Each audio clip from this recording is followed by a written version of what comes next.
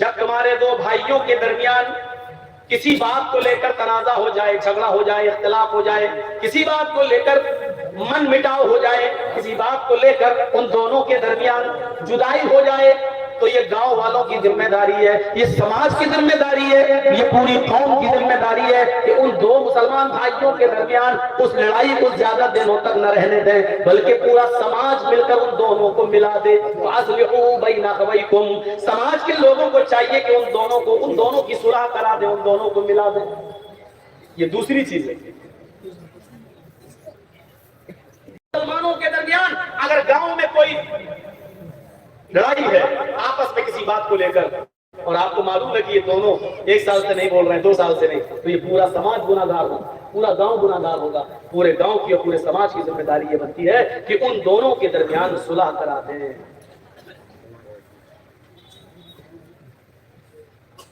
صلح کرانے کے لیے حکم اور بھی ہے۔ جھوٹ کتنی بری چیز ہے۔ کوئی اگر اپنے منہ سے جھوٹ بولتا ہے تو اللہ کے نبی صلی اللہ علیہ وسلم نے فرمایا کہ جب کوئی بندہ جھوٹ بولتا ہے تو اس کے منہ سے اتنی گندی بدبو نکلتی ہے کہ اس کی بدبو سے فرشتہ 1 میل دور بھاگ جاتا ہے۔ یہاں سے آپ اندازہ لگا سکتے ہیں کہ جھوٹ کتنی بری چیز ہے۔ ایک حدیث میں آتا ہے کہ اللہ کے نبی سے کسی صحابی نے پوچھا، اے اللہ کے رسول کیا مومن بزدل ہو سکتا ہے؟ اللہ کے نبی نے کہا ہاں ہو سکتا ہے۔ دوسرا سوال کیا، اے اللہ کے نبی کیا مومن بخیل ہو سکتا ہے، کنجوس؟ آپ نے کہا ہاں ہو سکتا ہے، اس نے پیسہ زیادہ کما لیا ہو اور اللہ کی راہ میں زیادہ خرچ نہ کرے، کنجوس ہو سکتا ہے، بخیل ہو سکتا ہے، مال و دولت کی محبت اس کے دل میں آ سکتی ہے، ہو سکتا ہے۔ دیکھو بھائی، جس کو نکلنا ہو جلدی نکل جاؤ، ابھی میں اجازت دے رہا ہوں، ابھی نکل جاؤ۔ چھوٹا سا دیکھیے، ابھی وہاں جا کے کیا کریں، کیسے تو شادی بھی نہیں ہوئی، پیشاب کر کے سو جائے گی۔ بھول گیا یہی ڈسٹرب ہوتا ہے۔ تو میں عرض یہ کر رہا تھا کہ وہ جھوٹ کتنا برا ہے کہ اللہ کے نبی نے کہا کہ ہاں مومن بخیل بھی ہو سکتا ہے، مال و دولت کی محبت اس کو آ سکتی ہے، بزدل بھی ہو سکتا ہے، بخیل بھی ہو سکتا ہے۔ پھر پوچھنے والے نے پوچھا، اے اللہ کے رسول کیا مومن جھوٹا بھی ہو سکتا ہے، کیا جھوٹ بھی بول سکتا ہے؟ تو اللہ کے رسول نے کلیئر کر دیا، فرمایا واللہ المومن لا یکذب، اللہ کی قسم جھوٹ بولتا ہو وہ مومن ہو ہی نہیں۔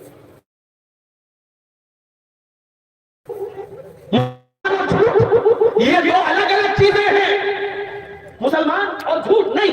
مسلمان میں بزدلی آ سکتی ہے، میدان جنگ میں لڑ رہا ہے، کافروں سے لڑ رہا ہے، دیکھا یہ بہت زیادہ بھاری پڑ رہے ہیں، نہیں ہمیں مار ڈالیں گے، پیٹ پھیری چپ چاپ سے بھاگ گئے میدان چھوڑ کر۔ حالانکہ یہ بھی گناہ ہے، نہیں بھاگنا ہے میدان جنگ میں، چاہے موت ہی آ جائے، لیکن پیٹ دکھا کے نہیں بھاگنا، یہ بھی گناہ ہے۔ لیکن اللہ کے رسول نے کہا اس کی وجہ سے آپ کو ایمان سے نکالا نہیں جائے گا، گناہ ہے لیکن مومن رہو گے، اس کا گناہ تمہیں پڑے گا۔ مال و دولت کی محبت ہے، صاحب آپ نے 1000 کمایا، دے دو نا 100 روپے مدد سے بنائیں گے، صاحب 50 لیتے نا، بخیلی آ سکتی ہے۔ مال و دولت کی محبت آپ کو گھر کر سکتی ہے، لیکن اس کی وجہ سے آپ کو ایمان سے خارج نہیں کیا جا سکتا ہے، آپ مومن رہیں گے۔ لیکن پھر پوچھا کیا مومن جھوٹا بھی ہو سکتا ہے؟ تو اللہ کے رسول چونک گئے اور یک بیک بولے، بیک نہیں، مومن کے اندر جھوٹ کی صفت پیدا نہیں ہو سکتی، جو جھوٹ بولے وہ مومن نہیں۔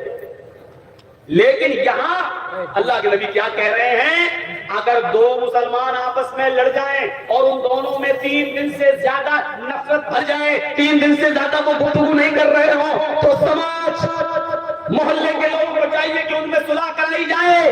اگر صلح کرانے میں محنت کر رہے ہیں اور صلح نہیں ہو رہی ہے، یہ لوگ آپس میں ایک نہیں ہو رہے ہیں، 1000 کوششیں کرنے کے باوجود بھی 2 مسلمان بھائی آپس میں ایک نہیں ہو رہے ہیں، لیکن آپ کو معلوم ہے کہ جھوٹ اگر بولا جائے تو یہ ایک ہو جائیں گے۔ اللہ کے نبی یہاں جھوٹ بولنے کی اجازت دے رہے ہیں، کیا کہہ رہے ہیں، لیس الکذاب الذی یصلح بین الناس، 2 مسلمانوں کے درمیان اگر صلح کرانے کے لیے، ان کو ایک کرنے کے لیے اگر تمہیں جھوٹ کا سہارا لینا پڑے تو بول دو، تم جھوٹ بول کر ان کو ایک کر دو، تمہیں گناہگار نہیں لکھا جائے گا، تمہیں ایمان سے خارج قرار نہیں دیا جائے گا۔ یعنی 2 مسلمانوں کو ایک کرنے کے لیے جھوٹ بولنے کی اجازت۔ اسی طریقے سے اگر کسی کی بیوی ناراض ہو اور من نہ رہی ہو تو شوہر اپنی بیوی کو منانے کے لیے بھی جھوٹ بول سکتا ہے، لیکن اتنا بڑا جھوٹ مت بولنا کہ پکڑ جائے گا۔ اور اتنی محبت کرتا ہوں، تم کہو تم چاند توڑ کے لائیں، ارے 1 मील तो ऊपर जा नहीं सकता, तो 2,40,000 मील की ऊंचाई पे जाके चांद तोड़ के लाएगा। तो इतना बड़ा भी झूठ मत बोलना कि बीवी को यकीन ही ना आए। हल्का फुल्का झूठ जिससे वो मान जाए, शौहर बोल सकता है, इजाजत है, इसके अलावा और कहीं नहीं। तो मेरे भाई को आप अंदाजा लगाइए कि एक मुसलमान का दूसरे मुसलमान के साथ क्या मामला है, कि अगर झूठ बोलकर तुम दोनों को एक किया जा सकता है तो कर दो। इससे अंदाजा लगा सकते हैं कि झूठ जो इतना बुरा हो, उसके बोलने वाले के मुंह की बदबू से फरिश्ते 1 मील दूर भाग जाते हो, और यहाँ इजाजत दे रहे अल्लाह के रसूल, अगर उन दोनों को एक करने के लिए झूठ का सहारा लेना पड़ रहा तो ले।